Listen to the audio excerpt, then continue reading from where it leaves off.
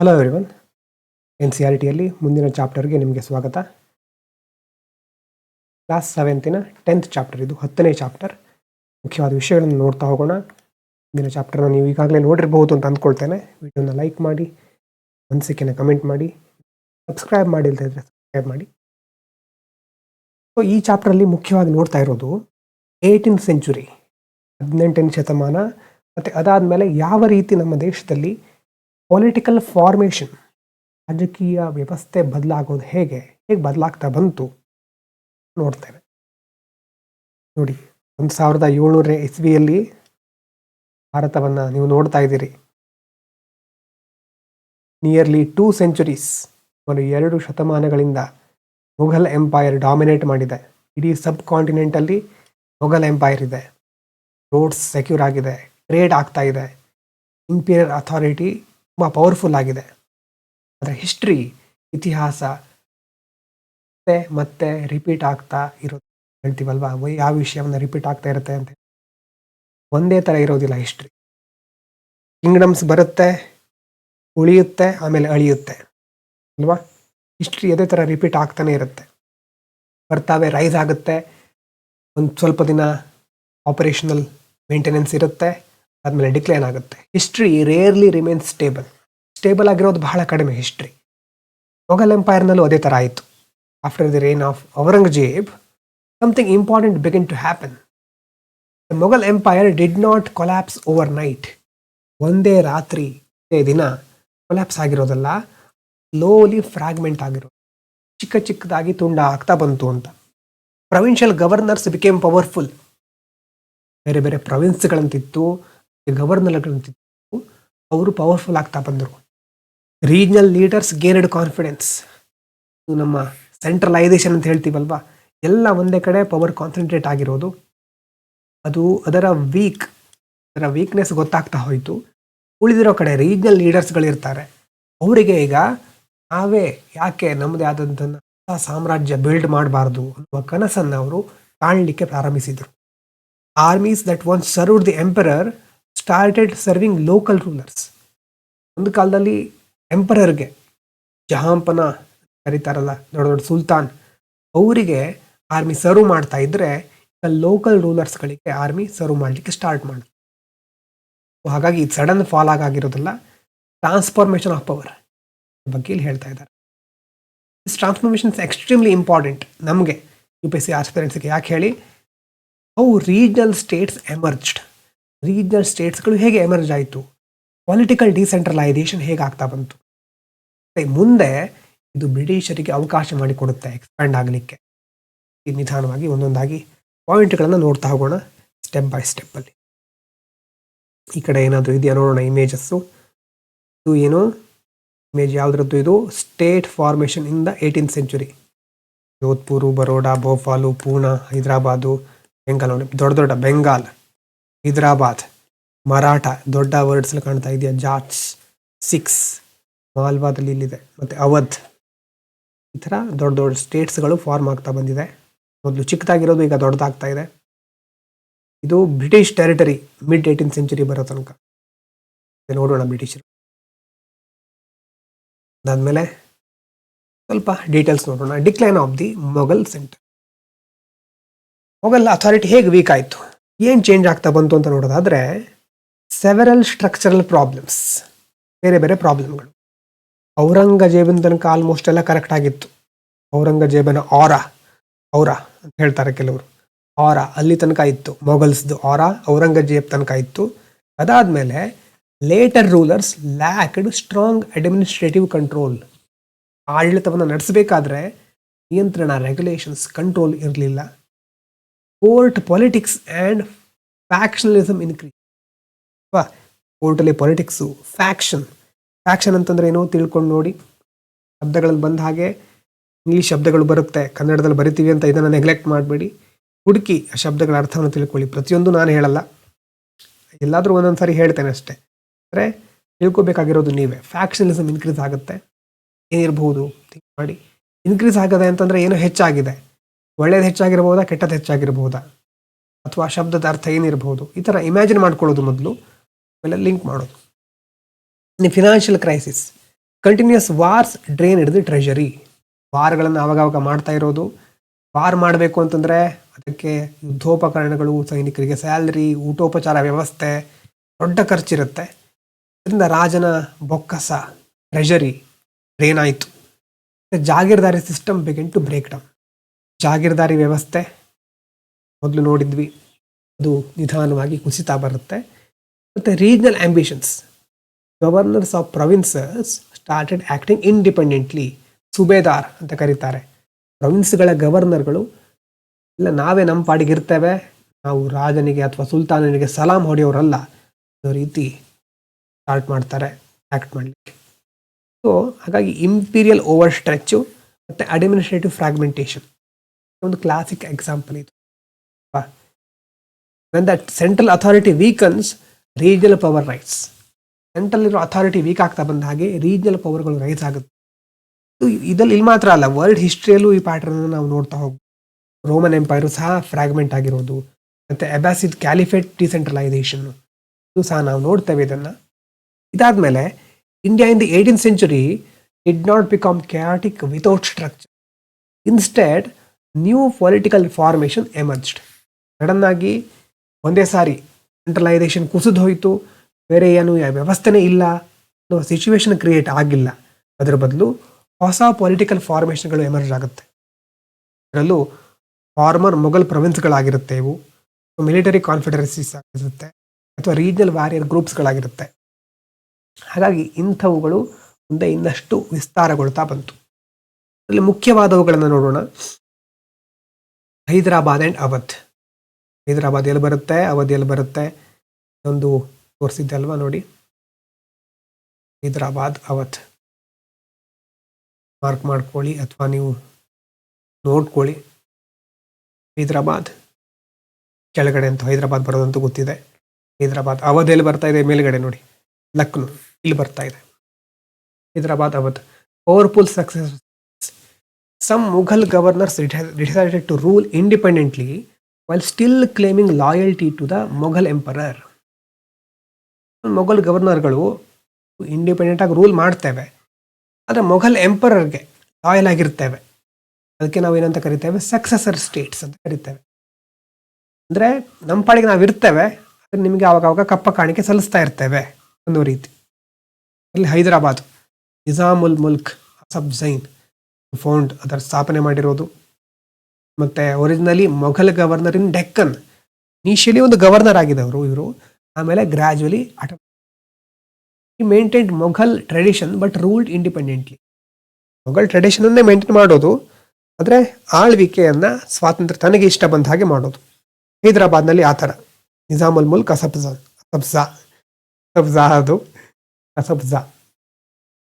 ಅಸಫ್ಜಾ ಅವ್ರ ಬಗ್ಗೆ ಮುಂದೆ ಸಹ ಕೇಳ್ತೇವೆ ನಾವು.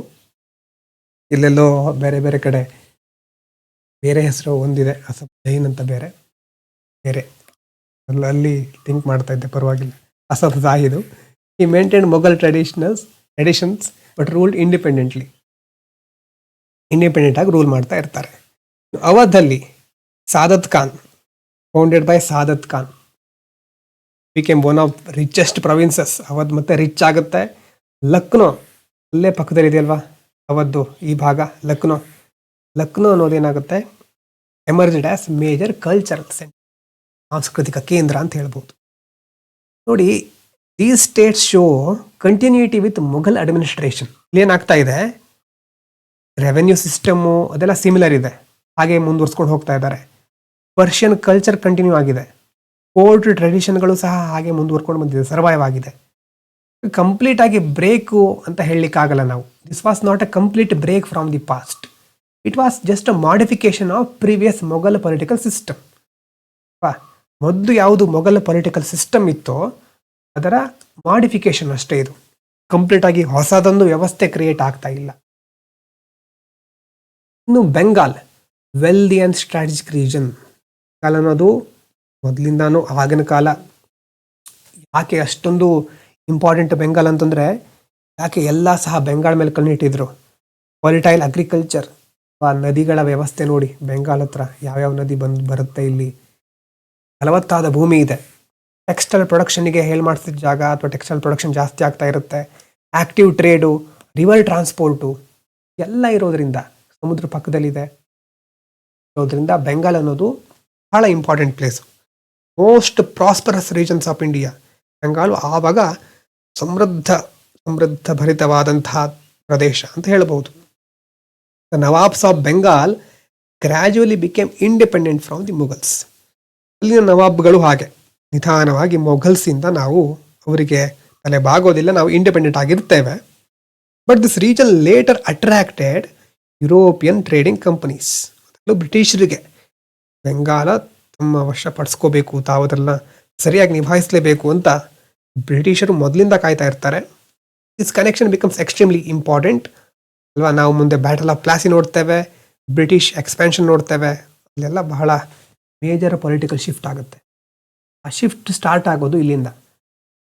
ನವಾಬ್ಸ್ಗಳು ಮೊಘಲ್ಗಳಿಗಿಂತ ನಾವು ಇಂಡಿಪೆಂಡೆಂಟ್ ಆಗಿರಬೇಕು ಅವರಿಗಂತ ಸ್ಟಾರ್ಟ್ ಆಗಿದ್ದಾನೆ ಸೆಂಟ್ರಲೈಸೇಷನ್ ವೀಕ್ ಆಗ್ತಾ ಬರುತ್ತೆ. ಇನ್ನೊಂದು ಕಡೆ ಮರಾಠಾಸ್ ಇಲ್ಲಿ ಬೆಂಗಾಲ್ ನೋಡಿದ್ವಿ. Marathas, Shivaji. If there was one power that filled the political vacuum after the Mughals, it was the Marathas. Mughals ಆದಮೇಲೆ ಒಂದು ಪೊಲಿಟಿಕಲ್ ಪವರ್ ತುಂಬ ದೊಡ್ಡ ಪ್ರಮಾಣದಲ್ಲಿ ಹೆಸರು ಮಾಡಿದ್ದು, ವ್ಯಾಕ್ಯೂಮ್ ಅನ್ನು ಫಿಲ್ ಮಾಡಿದ್ದು ಯಾವುದು? ಮರಾಠ ಒರಿಜಿನಲಿ ಯಾರ ಮೂಲಕ ಬೆಳೆದಿದ್ದು ಅಂತಂದ್ರೆ Shivaji, 17th century. But the real expansion happen in the 18th century. 18th centuryಯಲ್ಲಿ ಪೇಶ್ವಾ ಅವರ ಅಂಡರಲ್ಲಿ ಎಕ್ಸ್ಪ್ಯಾಂಡ್ ಆಗುತ್ತೆ. ಪೇಶ್ವಾ ಅಂತಂದ್ರೆ prime minister become the real leaders of Maratha ಸ್ಟೇಟಿನ ಲೀಡರ್ಸ್ ಆಗ್ತಾರೆ. From their capital at Pune expanded across India. ಬೇರೆ ಬೇರೆ ಕಡೆ ಎಕ್ಸ್ಪ್ಯಾಂಡ್ ಮಾಡ್ತಾ ಹೋಗ್ತಾರೆ. Large parts of central India, Malwa ಅಂತ ಬರ್ತಾ ಇದೆ ನೋಡಿ ಇಲ್ಲಿ, ಮಾಳ್ವಾ ಸೆಂಟ್ರಲ್ ಇಂಡಿಯಾದಲ್ಲಿ ಎಕ್ಸ್ಪ್ಯಾಂಡ್ ಮಾಡ್ತಾರೆ. ಮತ್ತೆ ಗುಜರಾತ್, ಬುಂದೇಲ್ಖಂಡ್, ಇವನ್ ಇನ್ಫ್ಲುಯೆನ್ಸ್ ನಿಯರ್ ಡೆಲ್ಲಿ. ಗುಜರಾತ್ ಕಾಣಿಸ್ತಾ ಇದೆ ನಿಮಗೆ. ಗುಜರಾತ್ ಮತ್ತೆ ಡೆಲ್ಲಿ ತನಕನೂ ಎಕ್ಸ್ಪ್ಯಾಂಡ್ ಮಾಡುವಷ್ಟು ಅವರು ಬೆಳೀತಾರೆ. ಯಾರು? ಮರಾಠರು. But the Maratha system was different. Maratha system ಸ್ವಲ್ಪ ಡಿಫರೆಂಟ್ ಆಗಿತ್ತು. It was not single empire like the Mughals. Mughal ಥರ ಸಿಂಗಲ್ ಎಂಪೈರ್ ಆಗಿರೋದಿಲ್ಲ. It was more like confederacy. ಅಂದರೆ ಮರಾಠ ಫ್ಯಾಮಿಲಿಗಳಿರುತ್ತೆ, Scindia, Holkar, Gaekwad, Bhonsle. Each control different region. ಇವರೆಲ್ಲ ಬೇರೆ ಬೇರೆ ರೀಜನನ್ನು ಕಂಟ್ರೋಲ್ ಮಾಡ್ತಾ ಇರ್ತಾರೆ. Maratha confederacy shows decentralised military power. Decentralisation, military power ಅನ್ನು ಸಹ ಡಿಸೆಂಟ್ರಲೈಸ್ ಮಾಡ್ತಾ ಇದ್ದಾರೆ.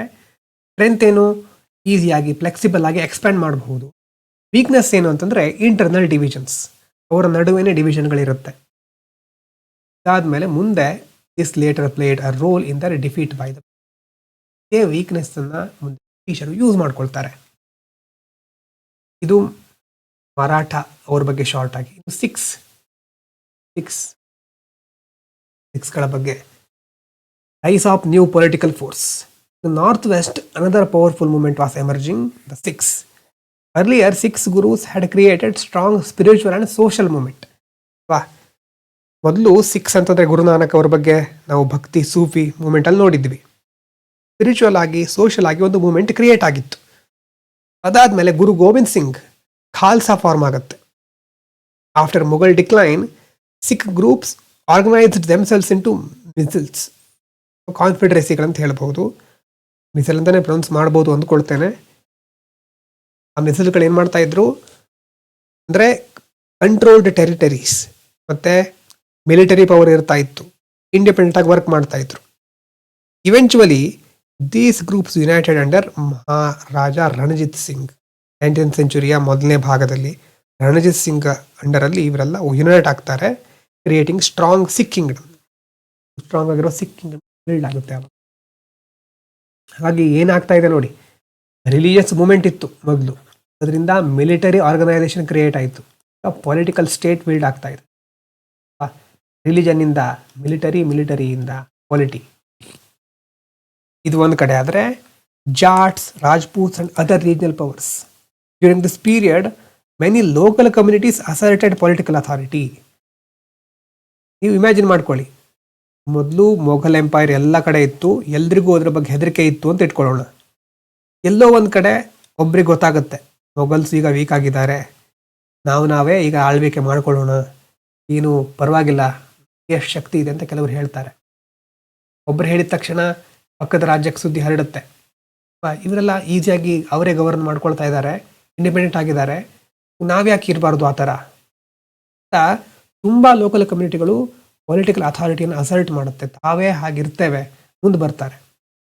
ಎಲ್ಲರೂ ಸಹ ತಮಗೆ ಸ್ವಾತಂತ್ರ್ಯ ಬೇಕು ಅನ್ನೋ ರೀತಿ ನಾವೇ ರೂಲ್ ಮಾಡ್ಕೊಳ್ತೇವೆ, ಬೇರೆಯವರು ಬೇಡ ನಮಗೆ. ಉದಾಹರಣೆಗೆ Jats established their rule like Bharatpur. Jats ನೋಡಿ ಇಲ್ಲಿ, ಜಾಟ್ಸ್ ಭರತ್ಪುರ್ ಕೆಳಗಡೆ ಆಗ್ರಾ ಇದೆ, ಗ್ವಾಲಿಯರ್ ಇದೆ ಅದರ ಕೆಳಗಡೆ ಜಾಟ್ಸ್. ಮತ್ತು ರಾಜ್ಪೂತ್ರಲ್ಲಿ several Rajput kingdoms remain powerful. Jaipur, Jodhpur, Udaipur. ಮತ್ತೆ ಕಡೆ ನೋಡೋಣ, ಜೈಪುರ್, ಜೋಧ್ಪುರ್, ಉದಯ್ಪುರ್. ಜೈಪುರ್, ಜೋಧ್ಪುರ್, ಎಸ್ ಇಲ್ಲೆಲ್ಲ ಬರೋಡ ಕೆಳಗಡೆ ಇದೆ. ಅಂದರೆ ತುಂಬ ಪೊಲಿಟಿಕಲ್ ರೀಜನಲ್ ಪವರ್ಗಳನ್ನು ನೋಡ್ತಾ ಹೋಗ್ಬೋದು ನಾವು.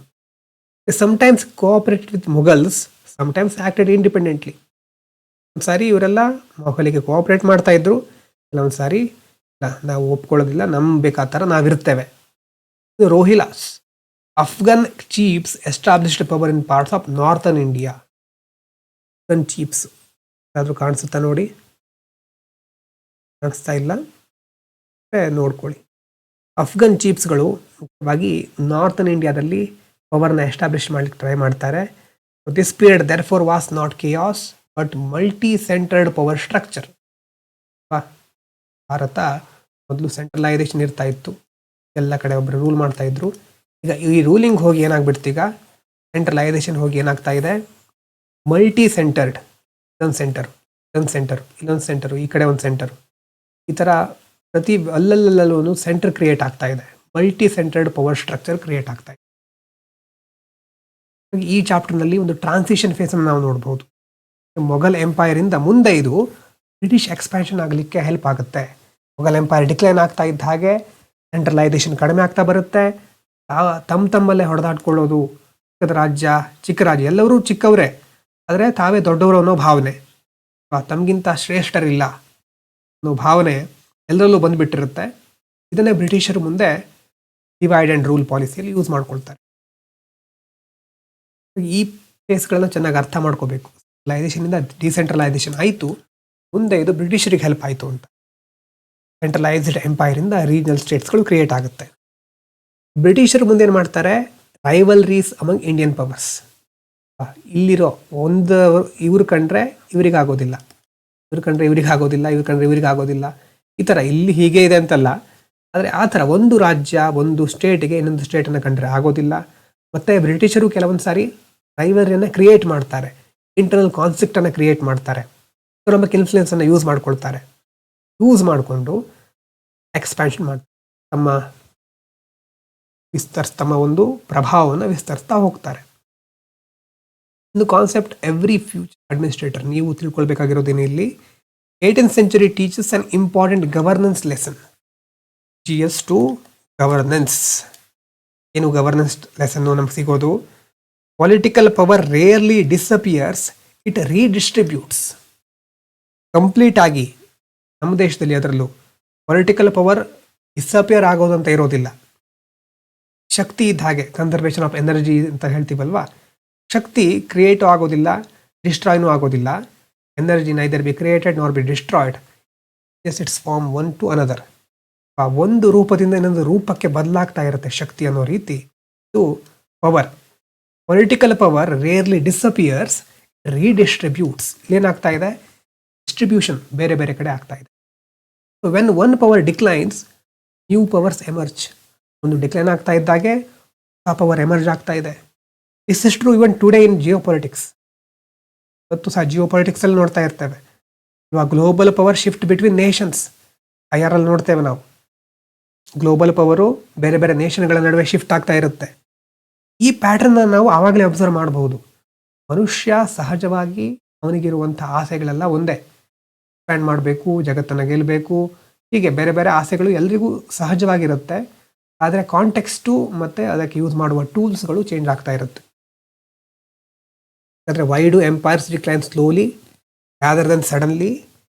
Because empire weaken internally weak ಆಗ್ತಾ ಇರುತ್ತೆ. Administrative inefficiency, economic stress, regional ambitions. So ಇದೆಲ್ಲದರಿಂದಾಗಿ ಗ್ರ್ಯಾಜುವಲಿ ಅವರ ಸೆಂಟ್ರಲ್ ಅಥಾರಿಟಿ ಕಡಿಮೆ ಆಗುತ್ತೆ. ಆದರೆ 18th ಸೆಂಚುರಿಯನ್ನು ಡಾರ್ಕ್ ಏಜ್ ಅಂತ ಕರೀಲಿಕ್ಕೆ ಸಾಧ್ಯ ಇದೆಯಾ? No, it was actually period of political restructuring. ರಾಜಕೀಯವಾಗಿ ರೂಪವನ್ನು ಪಡ್ಕೊಳ್ತಾ ಇರುವಂಥ ಒಂದು ಕಾಲ. Regional cultural growth, economic activity, especially in places like Awadh, Bengal and Pune, ಇಲ್ಲೆಲ್ಲ ಜಾಸ್ತಿ ಹೊಸ ಎಕನಾಮಿಕ್ ಆಕ್ಟಿವಿಟಿ ಮತ್ತು ರೀಜನಲ್ ಲೆವೆಲಲ್ಲಿ ಕಲ್ಚರ್ ಗ್ರೋ ಆಗ್ತಾ ಇರುತ್ತೆ. ಇಲ್ಲೇ ನೋಡಿದ್ವಿ, ಸೆಂಟ್ರಲ್ ಅಥಾರಿಟಿ ಡಿಕ್ಲೈನ್ ಆಯಿತು. ಸಕ್ಸಸರ್ ಸ್ಟೇಟ್ಸ್ಗಳು ಅಂದರೆ ಮೊಘಲ್ ಅವರಿಗೆ ನಾವು ಬದ್ಧರಾಗಿರ್ತೇವೆ, ಆದರೆ ಆಳ್ವಿಕೆ ನಮ್ಮದು ಇಂಡಿಪೆಂಡೆಂಟಾಗಿ ಮಾಡ್ತೇವೆ. ಸಕ್ಸಸರ್ ಸ್ಟೇಟ್ಸ್ಗಳು. ಮರಾಠ ಎಕ್ಸ್ಪ್ಯಾನ್ಷನ್ ನೋಡಿದ್ವಿ. 6 ಪೊಲಿಟಿಕಲ್ ಪವರ್ ಪಡ್ಕೊಳ್ತಾರೆ ಅಂಡರ್ ಯಾರು? ರಂಜಿತ್ ಸಿಂಗ್. ಆಮೇಲೆ ರೀಜನಲ್ ಕಿಂಗ್ಡಮ್ಗಳು ಗ್ರೋ ಆಗುತ್ತೆ, ಪೊಲಿಟಿಕಲ್ ಡಿಸೆಂಟ್ರಲೈಸೇಷನ್ ಆಗುತ್ತೆ. ಅಲ್ಲೇ ಬ್ರಿಟಿಷ್ ಎಕ್ಸ್ಪ್ಯಾನ್ಷನಿಗೆ ಇದೆಲ್ಲ ಹೆಲ್ಪ್ ಆಗುತ್ತೆ.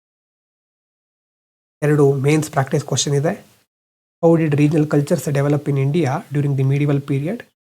Then with examples related to language, art and religion. Explain the major political changes that took place in India during 18th century after the decline of Mughal Empire. 2 page. ಏನು ತಿಳಿದಿದೆಯೋ ಅದನ್ನು ಬರೀರಿ. ಯಾವುದ್ರ ಬಗ್ಗೆ ತಲೆ ಕೆಡಿಸ್ಕೋಬೇಡಿ. ಈಗ ಬರೆಯೋದು ಮುಖ್ಯ. ಸ್ಟ್ರಕ್ಚರ್ ಮತ್ತು ನಿಮ್ಮ ಫಾಂಟ್ ಸೈಡ್. ಬೆಳಿಗ್ಗೆ ನಾನು ಎಸ್ಸೆ ಬಗ್ಗೆ ಡಿಸ್ಕಸ್ ಮಾಡಬೇಕಾದ್ರೆ ಹೇಳಿದ್ದೆ, ಫಾಂಟ್ ಸೈಜು ಯಾವ ಥರ ಇದೆ ನಿಮ್ಮದು. ಅಕ್ಷರವನ್ನು ಸ್ವಲ್ಪ ಚೆನ್ನಾಗಿ ಬರಲಿಕ್ಕೆ ಟ್ರೈ ಮಾಡಿ. ನಿಧಾನವಾಗಿ ಬರಲಿಕ್ಕೆ ಈಗ ಟ್ರೈ ಮಾಡಿದರೆ ಮುಂದೆ ಫಾಸ್ಟಾಗಿ ಚೆನ್ನಾಗಿ ಬರೀಬಹುದು. 2 ತಿಂಗಳು ನಿಧಾನವಾಗಿ ಬರೀರಿ. ಶೇಪ್ ಇರಲಿ, ಅಂದರೆ ಅದಕ್ಕೆ ಒಂದು ಸ್ಟ್ರಕ್ಚರ್ ಇರಲಿ.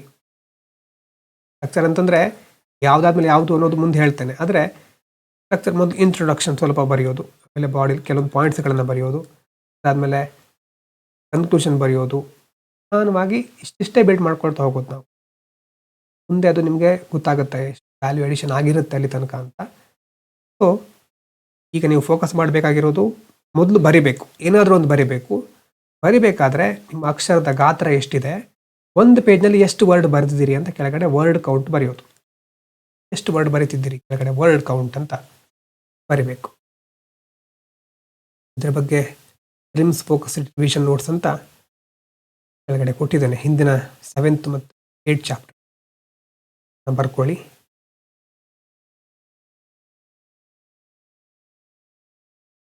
ಇನ್ನೊಂದು ಯಾವುದೋ ಒಂದು ಚಾಪ್ಟರ್ದು ಪ್ರಿನ್ಸ್ ನೋಟ್ಸ್ ಬಿಟ್ಟು ಹೋಗಿದೆ ಅಂತ ಹೇಳಿದ್ರಿ, ಮತ್ತೆ ಆ್ಯಡ್ ಮಾಡ್ತೇನೆ. ಬಿಟ್ಟು ಹೋಗಿದ್ರೆ ಓಕೆನಾ. ಈ ಚಾಪ್ಟರ್ನಲ್ಲಿ ನಾವು ಮೇನಾಗಿ ಕಾನ್ಸೆಪ್ಚುವಲ್ ಆಗಿ ತಿಳ್ಕೊಳ್ಬೇಕಾಗಿರೋದಿದೆ. ಚಿಕ್ಕ ಚಿಕ್ಕ ಡೀಟೇಲ್ಸ್ಗಳು ಯಾವುದಾದ್ರೂ ಇದೆಯಾ ನೋಡೋಣ. ನಾದಿರ್ ಶಾ ಒಂದು ಇದನ್ನು ಓದಿ ಅಂತ ಹೇಳಿದ್ದೇನೆ ನಿಮಗೆ. ಅಟ್ಲೀಸ್ಟ್ ಈ ಬಾಕ್ಸ್ ಆದರೂ ಓದಿ. ಬಾಕ್ಸ್ ತುಂಬ ಚೆನ್ನಾಗಿರುತ್ತೆ, ಅದೇ ಥರ ಇರುತ್ತೆ. ನ್ಯೂ ಸ್ಟೇಟ್ಸ್ಗಳು, ಮೊಘಲ್ ಪ್ರೊವಿನ್ಸ್ಗಳು, ಹೈದರಾಬಾದ್ನಲ್ಲಿ ನಿಜಾಮುಲ್ ಅಫ್ಜಾ, ನಿಜಾಮ್ಸ್ ಆರ್ಮಿ, ಅವಧಲ್ಲಿ ಏನಾಯಿತು, ಅವಧಲ್ಲಿ ಮತ್ತೆ ಬೆಂಗಾಲಲ್ಲಿ ಏನಾಯಿತು, ಮುರ್ಷಿದ್ ಕುಲಿ ಖಾನ್ ಸುಬೇದಾರ್ ಆಗಿದ್ರು. ನೆವರ್ ಫಾರ್ಮಲ್ ಸುಬೇದಾರ್ ಆಗಿರಲಿಲ್ಲ. Quickly seized all power. ಕರೆಕ್ಟಾಗಿ ನೋಡ್ಕೊಂಡು, ಅದು never formal subedar. Murshid Quli Khan were very quickly seized all the power that went with office. Hyderabad and Awadh overall ಆಗಿ ತಿಳ್ಕೊಂಡಿದ್ದೇವೆ. ಮತ್ತು ಡೀಟೇಲ್ ಆಗಿ 11th 12th NCERTನ ನಾವು ತುಂಬ ಚೆನ್ನಾಗಿ ನೋಡಬೇಕು. ಈಗ ನಿಮಗೆ ಒಂದ್ಸಾರಿ ಇದ್ರ ಬಗ್ಗೆ NCERT ಓದಲಿಕ್ಕೆ ಇಮ್ಯಾಜಿನೇಷನ್ ಬರಬೇಕು.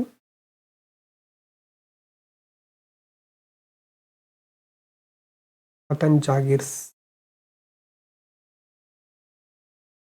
ಸೀಸಿಂಗ್ ಇಂಡಿಪೆಂಡೆನ್ಸ್ 6 ಇರ್ಬೋದು. ಅದಾದಮೇಲೆ ಮರಾಠ,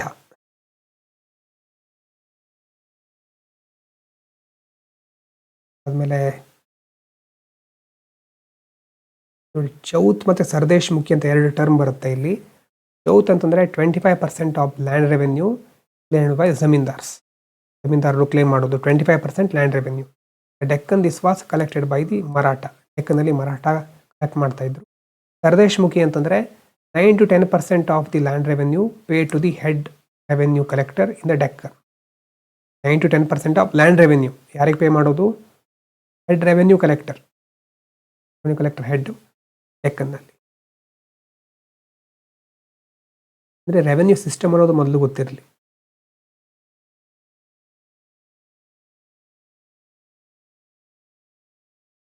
ಟಾಟಾ ಎಂಪೈರ್ ಚಾಪ್ಟರ್ನ ಒಂದ್ಸಾರಿ ಓದಿ, ಚೆನ್ನಾಗಿರೋ ಚಾಪ್ಟರು.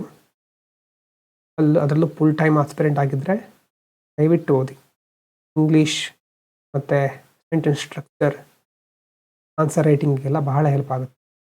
ಆ್ಯಕ್ಚುಲಿ NCERTಯನ್ನು ನಾವು ಓದಬೇಕು, ಅಂದರೆ ಒಂದು ಸಾರಿ UPSC ಪರ್ಸ್ಪೆಕ್ಟಿವಿಂದ ಹೇಗೆ ನೋಡೋದು ಅಂತ ನಾನು ಎಕ್ಸ್ಪ್ಲೇನ್ ಮಾಡ್ತಾ ಇದ್ದೇನೆ ನನಗೆ ತಿಳಿದ ರೀತಿಯಲ್ಲಿ. ನೋಡಿದ್ದೇವೆ. ಇಲ್ಲಿ ನಮ್ಮದು ಚಾಪ್ಟರ್ 10th ಮುಗೀತು. ನನ್ನ ಪ್ರಕಾರ 7th ಎಲ್ಲ ಚಾಪ್ಟರ್ಗಳು ಮುಗಿದಿದೆ. ಇನ್ನು 8th ಬಾಕಿ ಇದೆ. ಕ್ಲಾಸ್ 8th ಹಿಸ್ಟ್ರಿ ಬಾಕಿ ಇದೆ. ಕ್ಲಾಸ್ 8th ಹಿಸ್ಟ್ರಿ ಮುಗಿಸ್ಕೊಂಡು ನಾವು ಮತ್ತೆ ಜಿಯೋಗ್ರಫಿ ಸ್ಟಾರ್ಟ್ ಮಾಡ್ತೇವೆ. ಒಂದು ಅದ್ಭುತವಾದ ವಿಷಯ. ಕ್ಲಾಸ್ 7th 10th ಚಾಪ್ಟರ್ ಮಾತ್ರ ಇರೋದಂತ ಚಾಪ್ಟರನ್ನು ಮಾತ್ರ ಕೊಟ್ಟಿದ್ದೆ.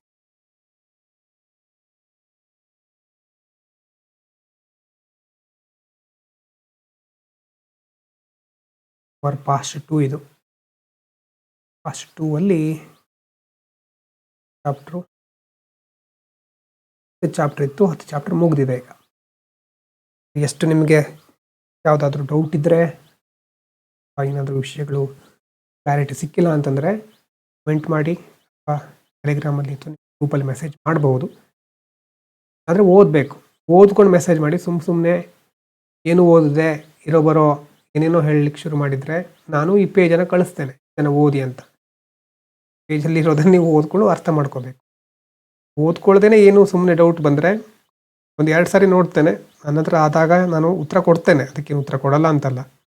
ಆದರೆ ಓದದೇನೆ ಕೆಲವರು ಡೌಟ್ ಕೇಳಬೇಕು ಅಂತ ಕೇಳ್ತಾ ಇರ್ತಾರೆ. ಓದದೇನೆ ಕೇಳೋರಿಗೆ ಬಹಳ ದಿನ ಸಪೋರ್ಟ್ ಸಿಕ್ಕಲ್ಲ. ರೈಟಿಂಗ್ ಸ್ಕಿಲ್ಲು, ನೀವು ರೀಸೆಂಟಾಗಿ ಆನ್ಸರ್ ರೈಟಿಂಗ್ ಬರಿತಾ ಇದ್ದರೆ ಅವಾಗ ಸಪೋರ್ಟ್ ಇರುತ್ತೆ. ವರ್ಕ್ ಮಾಡೋರಿಗೆ ಯಾವತ್ತೂ ಸಪೋರ್ಟ್ ಇರುತ್ತೆ, ಓದೋರಿಗೂ ಸಪೋರ್ಟ್ ಇರುತ್ತೆ. ಸುಮ್ಮನೆ ಆ್ಯಕ್ಟ್ ಮಾಡೋರಿಗೆ ಸಪೋರ್ಟ್ ಇರೋದಿಲ್ಲ. ಹೇಳ್ತಾ ಇಲ್ಲಿಗೆ ಸ್ಟಾಪ್ ಮಾಡ್ತಾ ಇದ್ದೇನೆ. Thank you so much. NCERT ನಾಳೆ ಕಂಟಿನ್ಯೂ ಆಗುತ್ತೆ. ಸಂಜೆ ಹಿಂದೂ ಅನಾಲಿಸಿಸಲ್ಲಿ ಸಿಗೋಣ. Thank you.